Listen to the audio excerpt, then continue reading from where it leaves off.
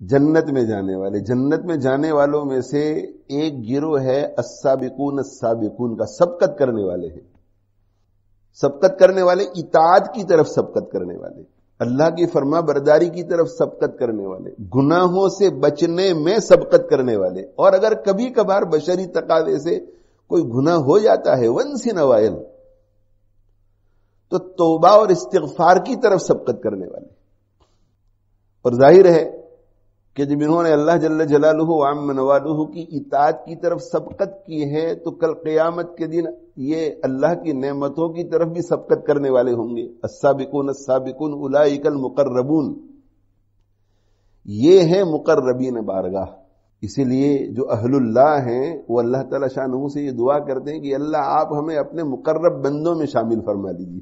مقرب، اسی لیے جب اللہ کے عرش کے سامنے ان سب کو جمع کیا جائے گا تو اصحاب میمنہ جو ہے اللہ کے عرش کی دائیں طرف کھڑے ہوں گے، اصحاب مشأمہ جہنمی وہ اللہ کے عرش کی بائیں طرف کھڑے ہوں گے، اور اصحاب میمنہ میں سے یہ جو خاص لوگ ہیں السابقون السابقون اولئک المقربون، ان کو بالکل اللہ اپنے سامنے عرش کے سامنے کھڑا کریں گے بطور اعزاز کے۔ تو یہ سب کہاں ہوں گے؟ یہ جنت میں ہوں گے، فی جنات النعیم، نعمتوں کے باغات میں ہوں گے یہ السابقون السابقون، اور یہ ہوں گے علی سرور موضونہ۔ اب تفصیل بیان کی جا رہی ہے کہ ان کو جنتوں میں کیا کیا ملے گا، تو ان میں سے بعض چیزیں ہمیں بتلائی جا رہی ہے۔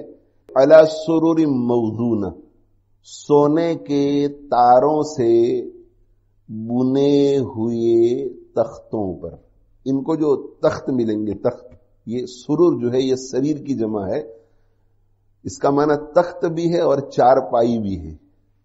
تو چارپائی یا تخت بیٹھنے کے لیے ان کو جو ملیں گے وہ سونے کے تھریڈز، گولڈ کے تھریڈز سے بنے ہوئے ہوں گے۔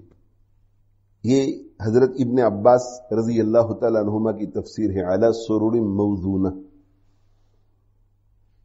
یعنی یہ جو تخت جن پر وہ بیٹھے ہوئے ہوں گے، جو تھرونز ہوں گے، جو تخت ہوں گے جن پر یہ بیٹھیں گے، یعنی بطور فرنیچر کے ان کو جو دیا جائے گا خاص لوگوں کو، مقربین بارگاہ کو، تو کن کن چیزوں سے بنے ہوئے ہوں گے وہ تو اللہ ہی بہتر جانتے ہیں، لیکن ان کی ایک خصوصیت بیان کی گئی کہ ان میں بناوٹ ہوگی سونے کے تاروں کی۔ اب ظاہر ہے کہ جب یہ فرنیچر بنتا ہے، یہ کرسی بنتی ہے، تو اس میں لکڑی کا استعمال بھی ہوتا ہے، لوہے کا استعمال بھی ہوتا ہے، پھر اندر جو ہے وہ کچھ روئی بھی ہوتی ہے، اور اس کے اوپر لیدر چڑھایا جاتا ہے۔ اب وہ جو تخت ہوں گے جنت میں، پتہ نہیں کن کن چیزوں سے وہ بنائے جائیں گے، دنیا کی تو اس میں کوئی چیز ہوگی نہیں، عجیب و غریب، مگر صرف اشارہ کر دیا کہ اس سے ذرا سمجھ لو کہ وہ کس ٹائپ کے ہوں گے، کہ اس کی بناوٹ جو ہے، اس کو جو ویو کیا گیا ہوگا، اس میں سونے کے تاروں کا استعمال ہوگا، تھریڈز سونے کے ہوں گے۔ بیت اللہ کے اوپر جو غلاف ڈالا جاتا ہے اور اس میں جو قرآن مجید کی آیات لکھی جاتی ہے وہ سونے کے تاروں سے لکھی جاتی ہے، کتنا خوبصورت لگتا ہے وہ۔ اور یہ سونا بھی دنیا والا نہیں، یہ جنت والا سونا، اللہ ہی بہتر جانتے ہیں کہ وہ سونا کیسا ہوگا۔ تو سونے کے تاروں سے بنے ہوئے تختوں پر متکئین، ٹیک لگائے ہوئے، متقابلین، آمنے سامنے بیٹھے ہوں گے۔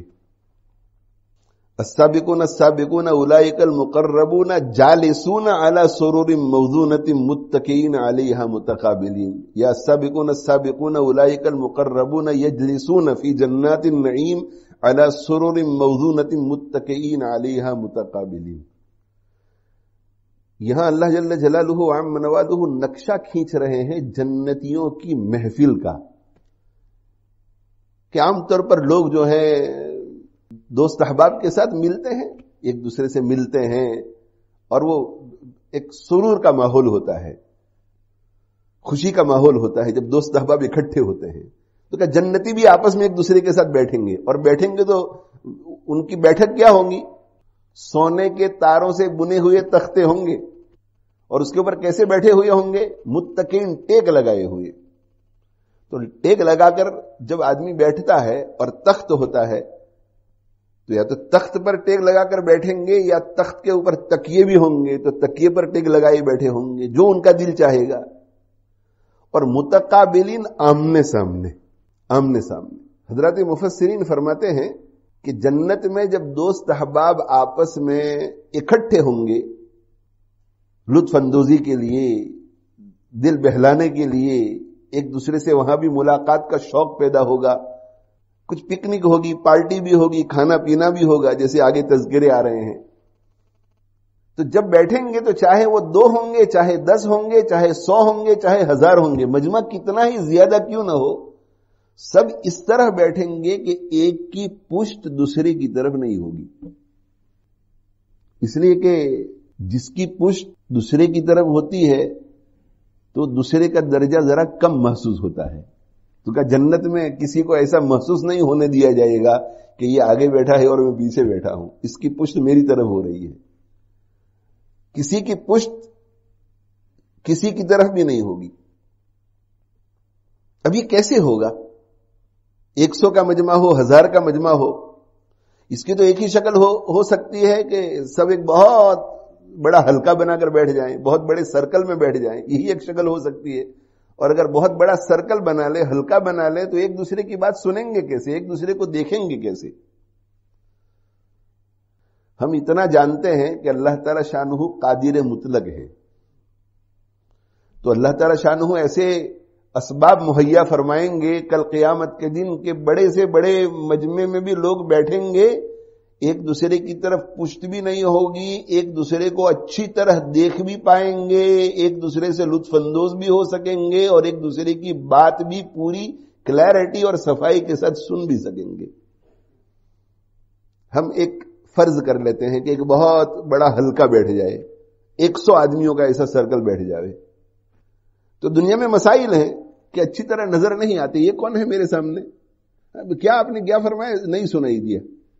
لیکن اس وقت میں مائکرو فون سے بول رہا ہوں تو دیکھنے والے بھی سن رہے ہیں، جو دور بیٹھے ہیں وہ بھی سن رہے ہیں، جو اوپر بیٹھے ہوئے ہیں وہ بھی سن رہے ہیں، جو مجھے دیکھ نہیں پاتے، اور جو گھروں میں ہیں وہ بھی سن رہے ہیں، دوسرے ملکوں میں بھی سن پا رہے ہیں. تو ایک انسان اگر ایسا آلہ ایجاد کر سکتا ہے تو قادر مطلق کیا نہیں کر سکتا یہ ساری باتیں؟ دوربین سے آسمان کی چیزیں ہمیں نظر آ جاتی ہیں نیچے کھڑے کھڑے، تو کہ اللہ ایسی آنکھیں ہمیں جنت میں نہیں دے سکتے، ایسے کان ہمیں نہیں دے سکتے کہ اسی طرح دیکھیں گے جیسے کہ بالکل آمنے سامنے ہیں، اسی طرح سنیں گے جیسے کہ بالکل آمنے سامنے بیٹھے ہوئے ہیں.